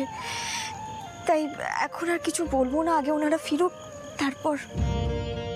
আমি তাহলে পিকলুকে একটা ফোন করি, ও তো বাড়িতেই হবে। না না, এখন পিকলুকে কিছু জানাতে যেও না। বৌদি ভাই, এখনো শাড়ি কথার সাথে জড়িয়ে আছো? আমাদের ভুলে যাবে না তো? চয়ন, আমি তোমাদেরকে ভুলে যাব? কি বলছো বলো তো তুমি এসব? আর হ্যাঁ, একটা কথা কিন্তু মনে রেখো, তোমরা যখনই সময় পাবে তখনই কিন্তু আমাদের বাড়িতে চলে এসো। আমরা সবাই মিলে আড্ডা দেব, মজা করব, পার্টি করব, মনে থাকবে তো? বৌদি ভাই, সব না আমারই দোষ। আমার আর রুচিরা সম্পর্কটা যদি এই জায়গায় না যেত, তাহলে তোমাদের সম্পর্কটাতেও এত তিক্ততা আসতো না। সব আমার দোষ বৌদি ভাই। এটা কিন্তু তুমি ভুল কথা বলছো। কোনো সম্পর্ক ভেঙে যাওয়ার পিছনে অন্য কোনো সম্পর্কর হাত থাকে না। আর একটা কথা, আমি যখন বলেছি যে আমি রুচিকে দত্তবাড়ির বউ করে পাঠাবো, তখন কিন্তু আমি আমার কথা রাখবই। আর এই যে তোমাদের বিয়েতে কিন্তু আমি নাচবো, বুঝেছো? চয়ন, চলো এবার আমরা এখান থেকে যাই। এরপরে যে আমি আর নিজেকে সামলাতে পারবো না। চলো।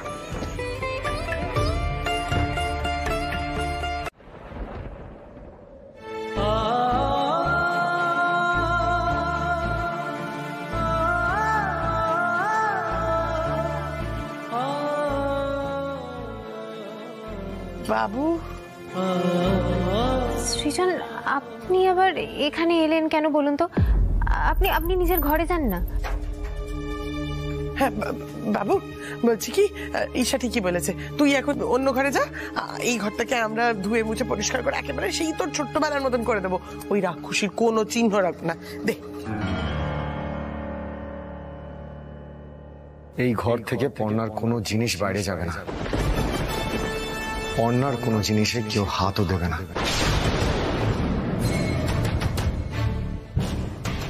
বাবু কি বলছিস তুই এসব? হ্যাঁ মা, আমি ঠিক বলছি। মা, এসব কি হচ্ছে? এটা এতদিন ধরে এই বাড়িতে আমাদের সঙ্গে ছিল, আমি মানছি আমাদের সঙ্গে ওর বনিবনা হয়নি, কিন্তু কিন্তু ও তো এই পরিবারের জন্য কম কিছু করেনি। আর আজ ও যেতে না যেতেই তোমরা ওর স্মৃতিগুলো মুছে ফেলার জন্য একেবারে উঠে পড়ে লেগেছো। সৃজন, এ কি এখনো ওই মেয়ের জাদু তোমার উপর থেকে কাটেনি? কোনো জাদু টাদু নয় বড় বৌদি, এটা একটা বেসিক কৃতজ্ঞতা, আর আমি তোমাদের মতো অকৃতজ্ঞ নই। এ কি তোমার তোমার হাতে পর্ণার শাড়িগুলো কেন? ও, পর্ণার শাড়িগুলো গায়েব করার তাল করছিলে? হ্যাঁ বড় বৌদি, রাখো এগুলো, রাখো বলছি। আর তোমরা যাও এখান থেকে। মা, বলছি তো এখান থেকে যাও। কি ভাবছো?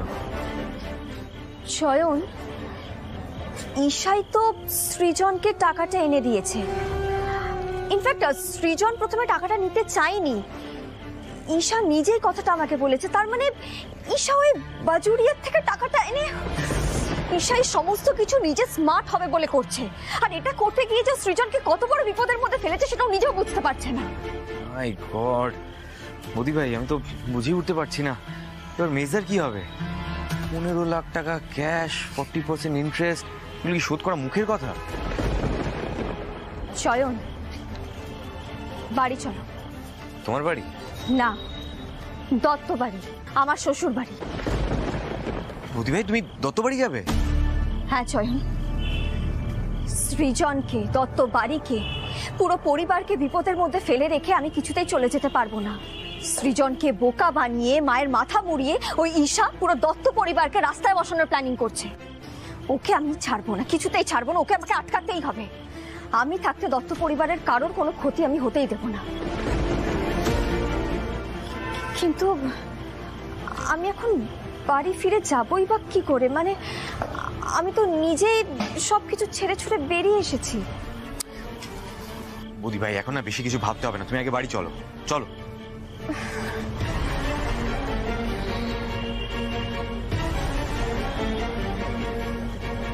পেয়ে গেছি। কি? দত্ত বাড়ি ফিরে যাওয়ার কারণ পেয়ে গেছি।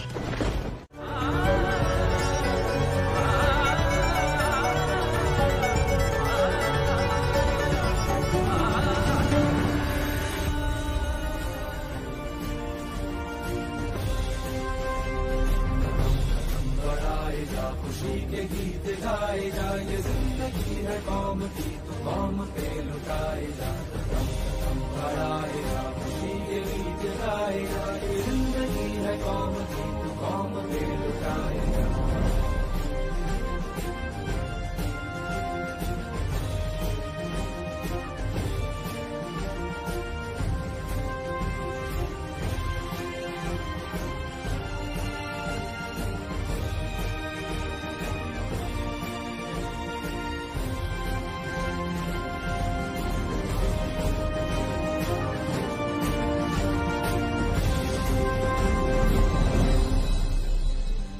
চিরদিন তোমার আকাশ, তোমার বাতাস আমার প্রাণে,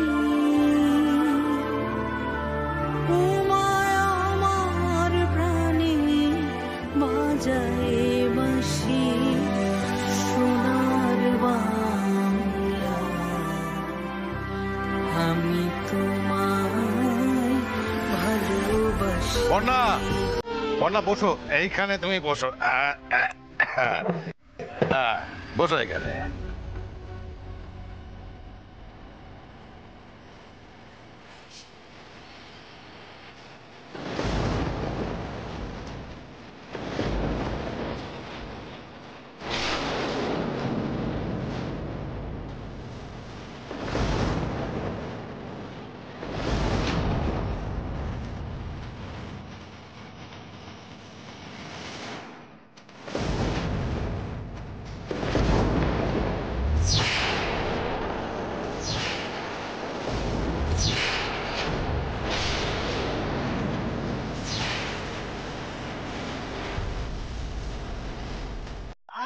উনি ওইভাবে ঝগড়া করছেন, আপনি জানেন কত পুরুষ মানুষ এই ঝগড়ার ভয়ে গুটিয়ে থাকে, কত রকম ভাবে অত্যাচারিত হয়।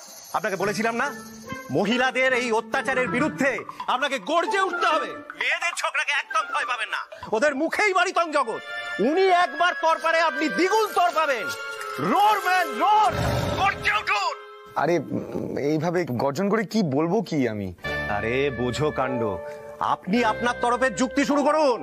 কোর্টে এমন ভাবে তৈরি হয়ে যাবেন যাতে ওদের সব যুক্তি খারিজ হয়ে যায়। আপনার তরফের সাক্ষীদের একত্র করুন, একজোট করুন। এই আছে তো আপনার তরফের সাক্ষী? হ্যাঁ হ্যাঁ শ্যামসুন্দর বাবু, আছি তো এই তো আমি আছি, মৌমিতা আছে, ঈশা আছে, আমরা আছি। হ্যাঁ, এত বড় বাড়ির মোটে 3 জন? মিস্টার দত্ত, লোক বাড়ান। কি আর বলবো বলুন শ্যামসুন্দর বাবু, সবই আমার কপালের দোষ। ওই মেয়ে পুরো বাড়িকে একেবারে জাদু টোনা করে রেখেছে জানেন। আমার নিজের বর, মানে আমার পেটের মেয়েটা পর্যন্ত ওর দলে গিয়ে ভিড়েছে। সব কটা ঘর শত্রুর বিভীষণ। ইয়ে উকিল বাবু, বলছিলাম যে ওই আমার শ্বশুর মশাই মানে সৃজনের জ্যাঠা, উনি কিন্তু আমাদের সাথে আছেন। আমার বর মানে সৃজনের দাদা, উনিও আছেন, চিন্তা করবেন না। আর আপনি তো জানেন না আমার শ্বশুর কি তেদর মানুষ। বাহ, ভেরি গুড। তেদর লোকই তো দরকার।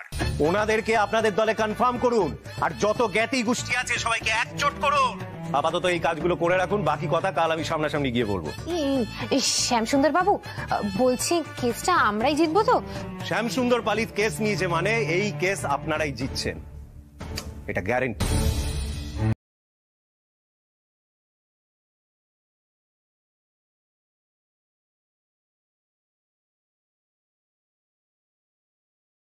বাসুবদি, এসো।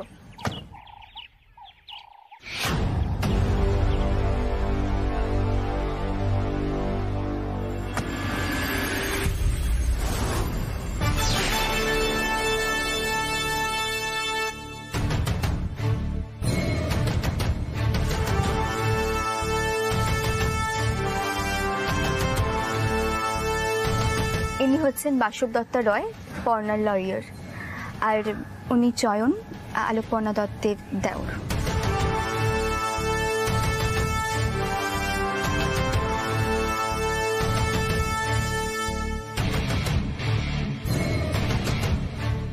বাসবদি, তুমি ভেতরে যাও, গিয়ে পর্ণার সঙ্গে কথা বলো। হ্যাঁ, কিন্তু তুমি যাবে না? না গো, আমার একটু কাজ আছে। কাজটা একটু পরে করলে হতো না? না মানে তুমি যদি বৌদি ভাইয়ের পাশে থাকতে তাহলে বৌদি ভাই একটু সাহস পেত। আপনার বাড়ির সবাই তো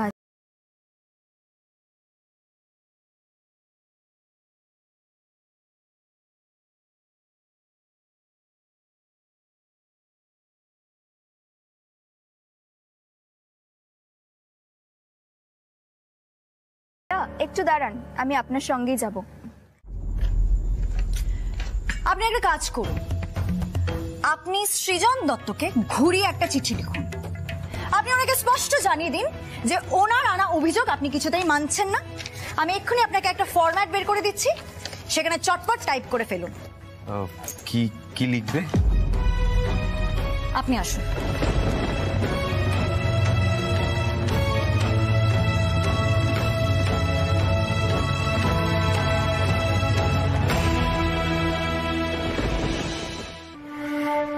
আপনি লিখুন, আমি শ্রীমতী আলোকপর্ণা দত্ত শ্রীযুক্ত সৃজন দত্তের আনা মানসিক নির্যাতনের অভিযোগ মানছি না।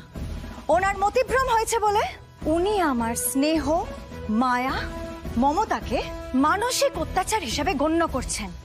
সৃজন দত্ত এই অন্যায্য কাজ করে আমাকে দত্ত পরিবারের থেকে এবং ওনার স্ত্রীর অধিকার থেকে বঞ্চিত করতে চাইছেন, কিন্তু তার উদ্দেশ্য যাতে সফল না হয় তাই আমি ওনার অভিযোগ অস্বীকার করছি এবং মহামান্য আদালতের কাছ থেকে সুবিচার প্রার্থনা করছি।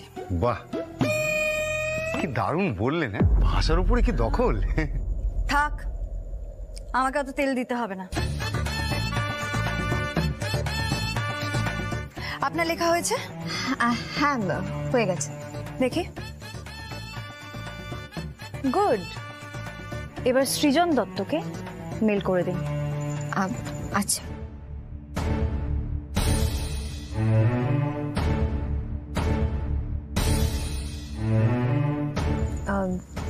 পাঠিয়ে দেবো? হ্যাঁ, পাঠিয়ে দিন। মুখে ছুঁড়ে মারুন।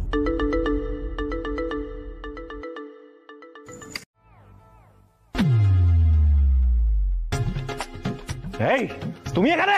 তুমি এখানে কি করছো?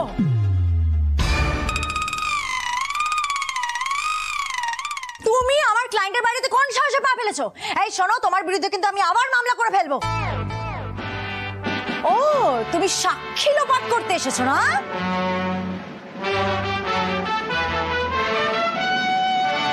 কি বাসক দত্তাদি সৃজনের উকিলকে আগে থেকে চেনে? না না পড়না, ওই লয়ারদের একটা অ্যাসোসিয়েশন আছে না, সবাই সবাইকে চেনে। মুখ সামলে কথা বলবে। আমি সৃজন দত্তের লয়ার। ও তাই বলি, স্টুপিড চিঠিটা দেখে আমি বুঝে গেছিলাম এরকম জঘন্য আর ছ্যাঁচড়ার মতো কাজ তুমি ছাড়া তার কেউ করতেই পারে না। একদম এসব কথা বলবে না। তুই আমার ক্লায়েন্টের সামনে ছ্যাঁচড়া ভাইরা বলতে পারো না। ছ্যাঁচড়াকে ছ্যাঁচড়া বলবো না তো কি বলবো? এটা আমি বারবার নোটিস করেছি, যেখানে যেখানে ছেলেরা মেয়েদেরকে অত্যাচার করে তুমি সেখানে সেখানে ছেলেদেরকে গার্ড করতে চলে আসো। ছি ছি ছি ছি, উকিলের নামে তুমি কলঙ্ক, একটা কলঙ্ক। আমি কলঙ্ক? আমি কলঙ্ক? তুমি কলঙ্ক। পৃথিবীর যেখানে যেখানে উচ্চিংড়া অসভ্য মেয়ে আছে তুমি তাদের পাশে গিয়ে দাঁড়াও। এই শোনো, কে কলঙ্ক সেটা কোর্টে গিয়েই প্রমাণ হবে। এত তাড়াতাড়ি ভুলে গেলে? আমি যখন তোমাকে ডিভোর্স দিয়েছিলাম তখন চোখের জলে নাকের জলে করেছিলাম, মনে নেই তোমার?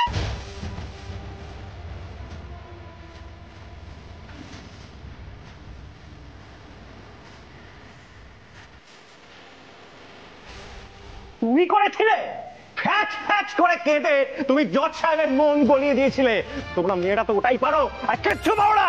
এই শোনো, তোমরা ছেলেরা কি কি পারো সেটা আমিও খুব ভালো করে জানি। আমার ক্লায়েন্টকে যদি এতটুকু তুমি হেনস্থা করেছো না, তাহলে কিন্তু আমি তোমাকে ছাড়বো না। মানে এটা কি? এটা তো বড় বউ।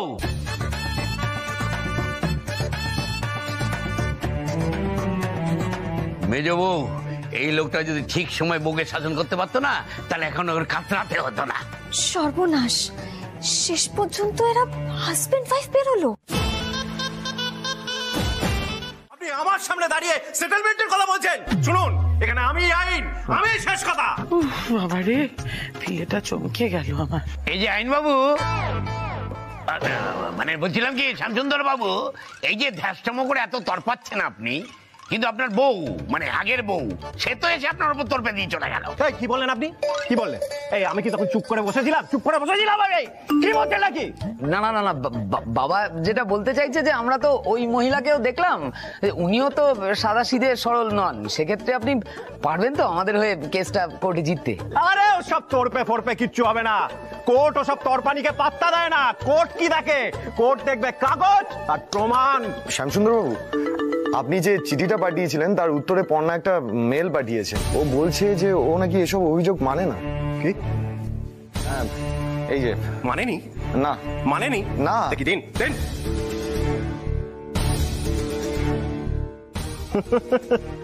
এবার মানবে, মানতে বাধ্য হবে।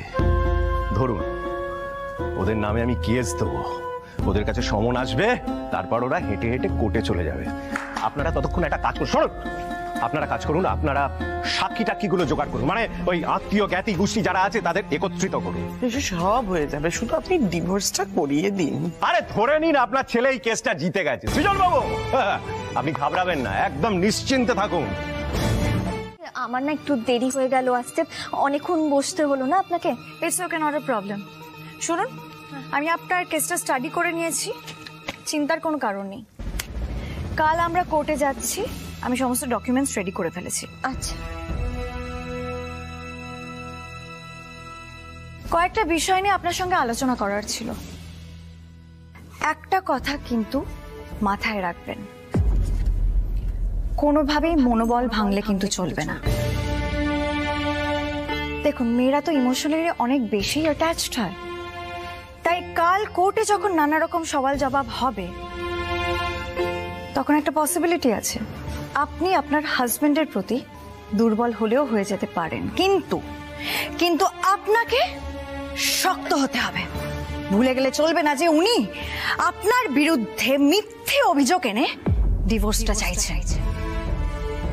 ছেলেদের কাছে মেয়েদের হেরে গেলে কিছুতেই চলবে না, এই লড়াইটা আমাদের জিততেই হবে। কি আলোকপর্ণা, আপনি শক্ত হয়ে থাকতে পারবেন তো? মানে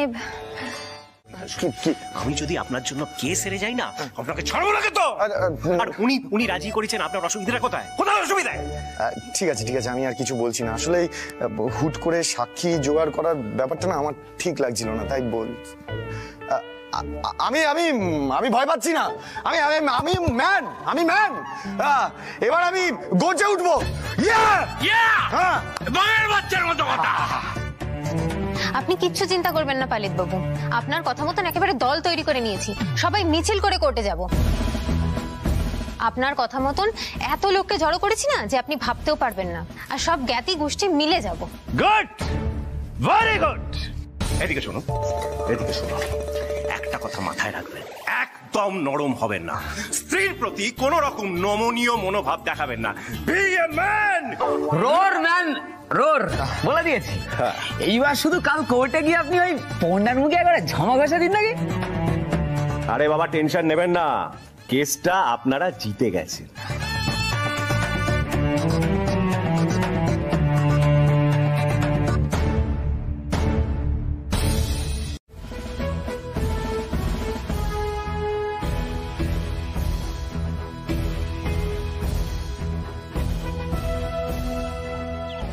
One, two, three, four, and five. Well done. মাত্র 5 জন। আর আপনারা যেন কজনকে এনেছেন? এই আপনারা দলে ভারী আছে। Well done, very good. আমাদের সঙ্গে টেক্কা দেবে, বাবুর ঘর থেকে নাকি নামবে না। দেখ কেমন লাগে, দেখ। जिंदाबाद जिंदाबाद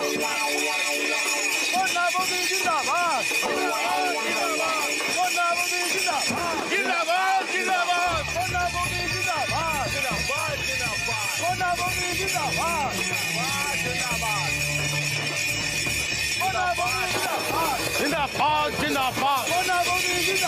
जिंदाबाद जिंदाबाद जिंदाबाद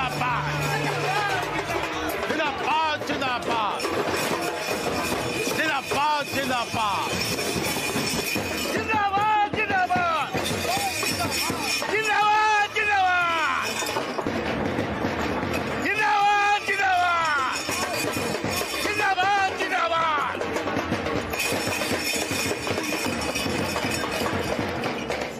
এরা সবাই সাক্ষী দেবে নাকি? এরা কারা? এরা তো সব আমাদের ক্লাবের ছেলে। মানেটা কি? শাক বাজাচ্ছে কেন?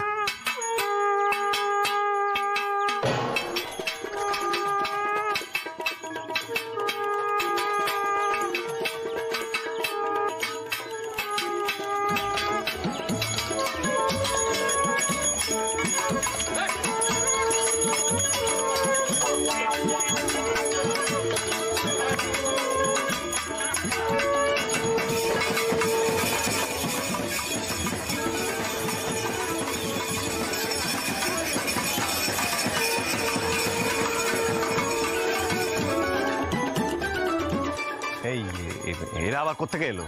এরা সব পাড়ার কাজের লোক। বাপরে বাপ, এ তো গুণে শেষ করা যাবে না। বিয়ে ভাঙবে না, এবার দেখ কেমন লাগে।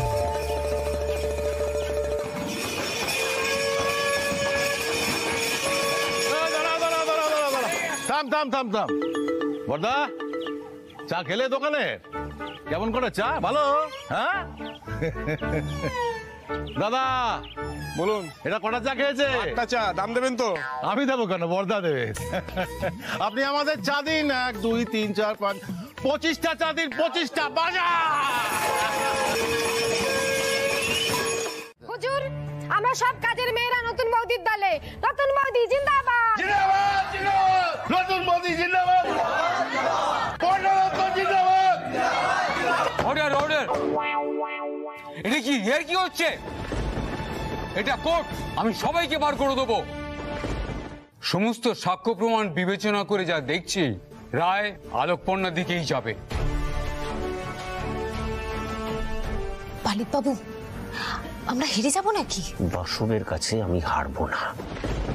ধর্মাবতার, আমার কিছু বলার আছে। কি কথা?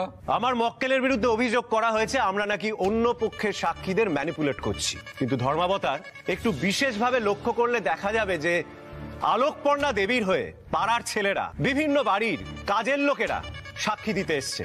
এটা কি ম্যানিপুলেশন নয়? কারণ আলোকপর্ণা দেবী তো কোনো জনপ্রতিনিধি নন যে তার হয়ে স্বইচ্ছায় এত মানুষ সাক্ষী দিতে আসবে। সাক্ষী জোগাড় করা হয়েছে। একটা ফালতু লোক, নেগেটিভ লোক, কারোর ভালো সহ্য করতে পারে না। তুমি শ্যাম, নো সরি।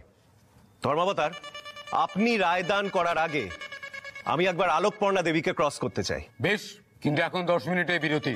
শ্যামসুন্দর, আবাসব দত্তা, তোমরা দুজন আমার চেম্বারে এসো।